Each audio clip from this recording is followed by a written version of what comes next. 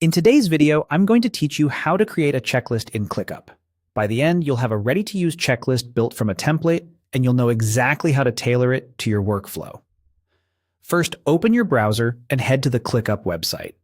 If you're not already signed in, log into your workspace. Once you're in, make sure you're viewing the correct workspace, and then navigate to the space where you want this checklist to live. Spaces are the highest level containers for your work, so choose the one your team already uses for related tasks.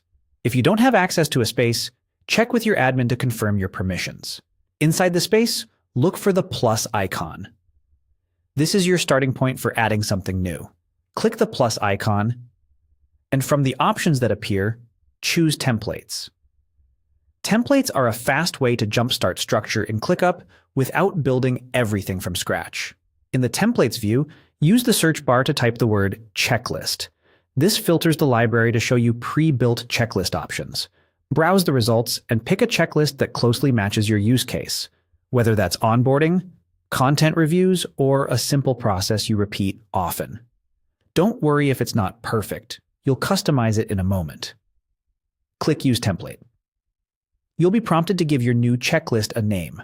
Choose a clear, specific title so your team can find and recognize it later. Something like Q3 Launch Prep Checklist instead of a generic label. Good naming saves time and prevents duplicates. Click Use Template again to confirm, and then give ClickUp a moment to create it.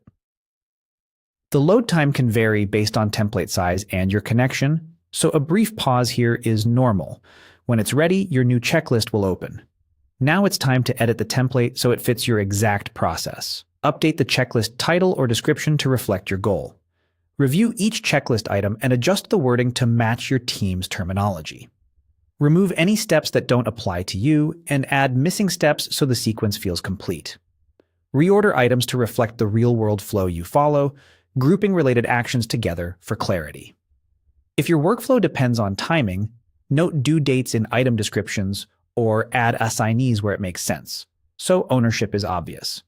Keep item names short and action-oriented, like Submit Draft for Review or Finish or Confirm Final Approval, to make progress tracking effortless.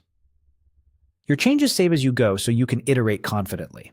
That's it. Your checklist is created, named, and customized, ready to keep your process consistent every time you run it.